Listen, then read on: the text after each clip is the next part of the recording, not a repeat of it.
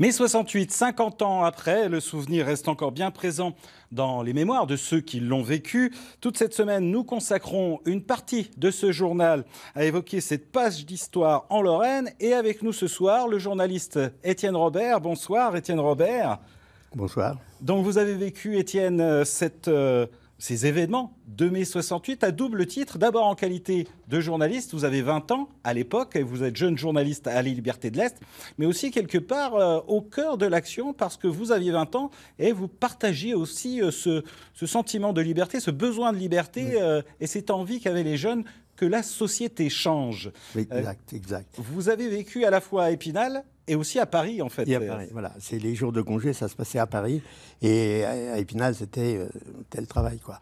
Mais je suis arrivé à Épinal le 22 mars 68, donc le fameux jour du mouvement du 22 mars.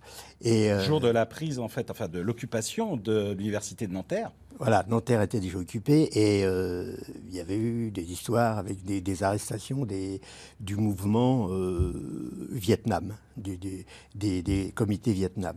C'est ça qui a un peu mis le feu aux poudres aussi. Mais à Épinal, il ne se passait rien. Il ne se passait rien de tel, quoi. Donc, c'était à Paris que tout se passait. C'était à Paris qu'il fallait être. On écoutait la radio. C'est à Paris que ça fermentait. Et c'est là qu'on a vécu, que j'ai vécu avec un collègue, toute cette histoire, tout ce mouvement de révolution. Vous avez participé aux manifestations, Étienne ? Non, pas sur les barricades. Mais on passait nos nuits à l'Odéon ou à la Sorbonne dans des amphithéâtres enflammés où ils se disaient tout et n'importe quoi. Et c'était quand même une grande explosion de paroles, de blabla, quoi.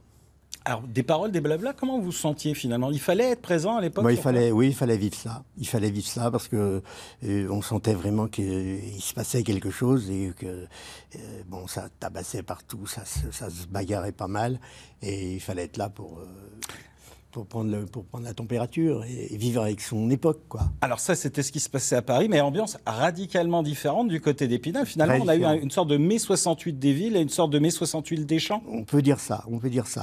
Et on avait la consigne de ne pas en faire trop sur les événements à Épinal, au journal. C'était comme ça.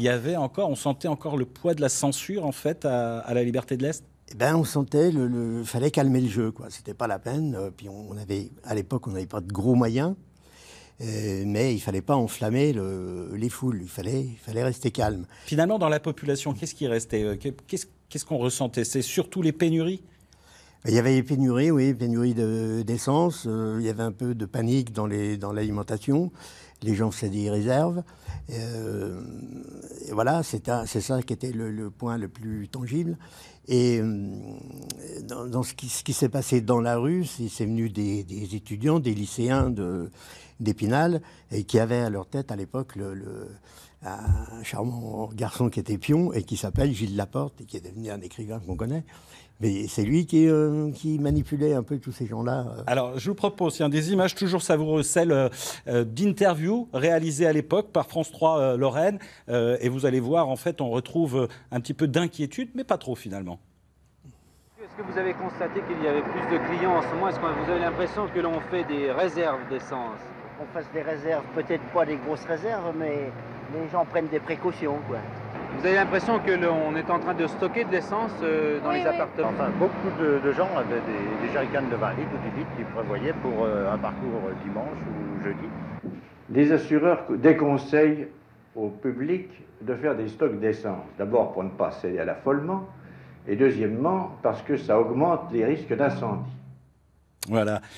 Finalement, Étienne, qu'est-ce qui reste le souvenir le plus marquant ? Quel est le souvenir le plus marquant pour vous ? Une anecdote, ça se passe au Grand Café à Épinal. Il y a un prof du Saint-Jean, un prof de français de Saint-Jean qui harangue les étudiants, qui leur parle de sexualité, qui leur parle du sexe des mots, qui parle de féminisme et qui comprend pas ce mouvement-là. Et ça rassemble autour de lui des jeunes filles, garçons, et c'est la joyeuse. C'est un joyeux dialogue, quoi, avec ces gens-là. Ok, merci Étienne, ça nous donne bien l'émotion et l'ambiance qui pouvait régner donc en mai 68.